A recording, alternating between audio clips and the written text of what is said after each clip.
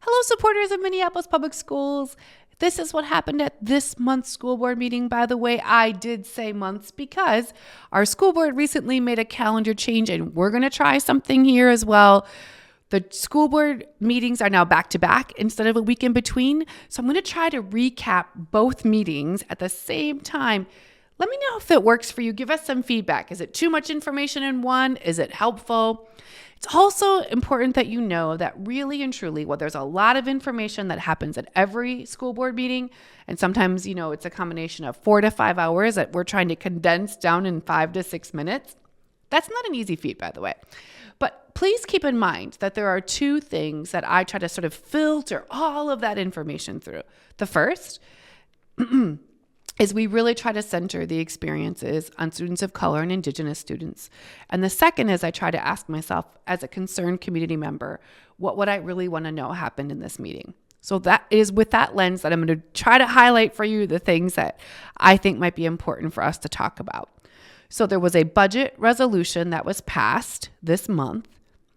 The board came forward and said, here are the things that we want the superintendent to prioritize in this $75.5 million budget gap year. We know we can't have everything. Here's what we want to have. In that meeting, Director Emmerich brought forward a different resolution that was more clear, more definitive, and more focused, and said, look, we know we can't do all of the other things in this resolution, so let's focus on these priorities.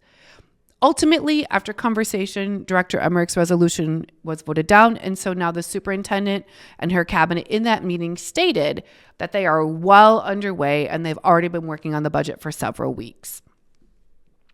There was also a report on the dual language task force. We heard from multiple people, a study, kind of a series of community engagement and things like that, where the district was really looking at what are the needs of dual language and what can we do about those needs? I will say there was a lot of great conversation. The folks from Collectiva were there to listen. What I really heard was, even if we wanted to open more seats to the long waiting list of students, we can't necessarily hire teachers. There's just not that many teachers that can have that specific set of skills that are available right now. Our school board also passed a resolution saying that they wanted our schools to be safe places, even when ICE agents come and visit. As we know, there are many executive orders coming out of the Oval Office right now.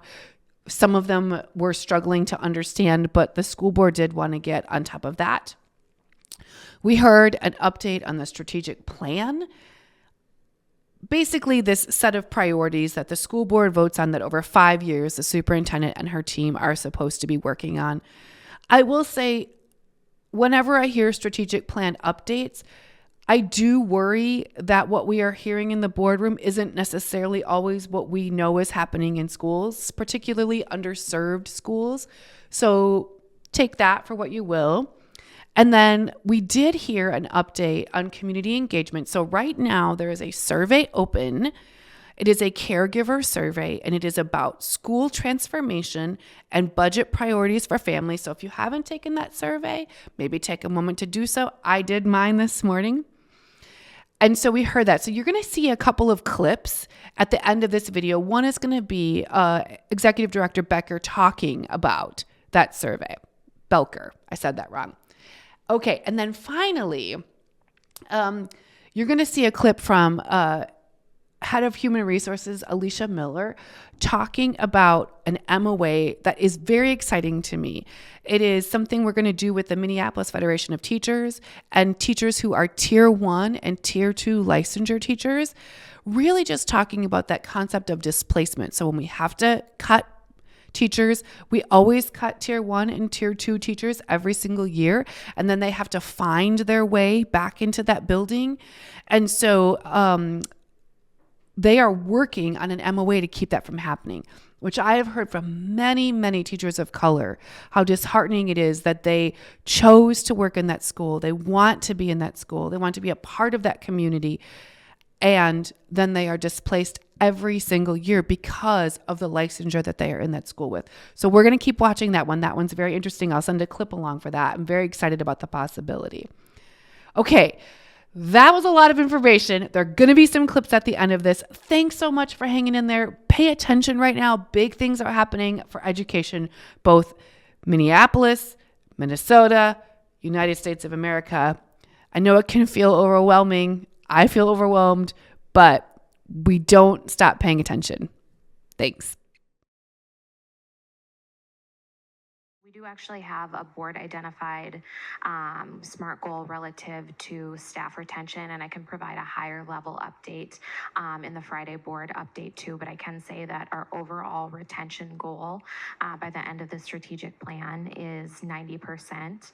We're currently at 88.1% overall staff retention. That's up from 82.7% the prior year. So we are seeing that we're starting to stabilize our workforce. I'll have Dr. Olson speak to specific grow your own retention here in a moment. But one of the things I think I mentioned at our last board meeting that we had identified as contributing to part of the churn of our educators of color is we know that they tend to make up our least senior teaching force. And so something we're doing right now, and we actually had conversation with them today, is working with MFT to negotiate an MOA that will allow us to plan forward tier 1 and tier 2 staff at their sites in their communities where they've built relationships. So rather than them getting automatically accessed, having to go back into the pool and then searching for a job elsewhere in the district apart from the community that they've spent the year building, it will allow them to stay in their site because we've identified that that tends to be an area where we lose them. So when they've been displaced from the school community where they've built those relationships with staff, students, the principal, and then they might have to go somewhere else, oftentimes they choose just to leave the district to go somewhere where they feel like their staffing might be a little bit more stable. And so we're hopeful with the implementation of that MOA for our tier 1 and tier 2 teachers that will help us continue to trend upwards relative to our employee retention. In real time, we are tracking how many of our caregivers have responded and what is that demographic makeup, and we are able to adjust our outreach strategies in order to increase the response rate from different caregivers. So for example, we are participating in school events. Right now, we're calendared to participate in about 20 that started just before winter break and will continue until the survey closes at the end of February. And so, again, typically we're not able to get the results of surveys until the survey closes and until the data is processed, but we have a tool that allows us to monitor in real time that feedback.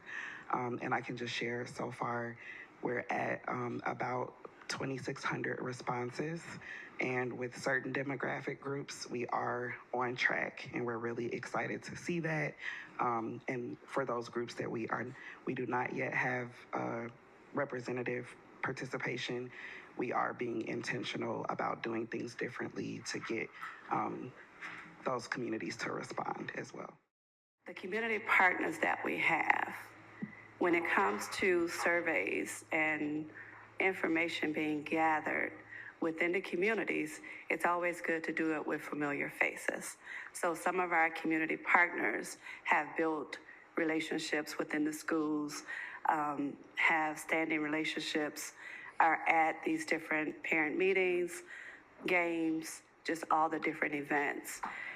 Again, wanting to stress that we really lean into using our community partners to help us in this area with gathering information on these surveys. The worst thing for us to do, again, is to say we have the QR codes, to say we have the links, but we're still not talking to the people and getting them to feel open enough to share this information with us. So my ask again, I think we've asked multiple times, the community partners that we have, how are we utilizing them? How are we helping them? And how are they helping us to better with communication within the schools and the things that we're trying to move forward?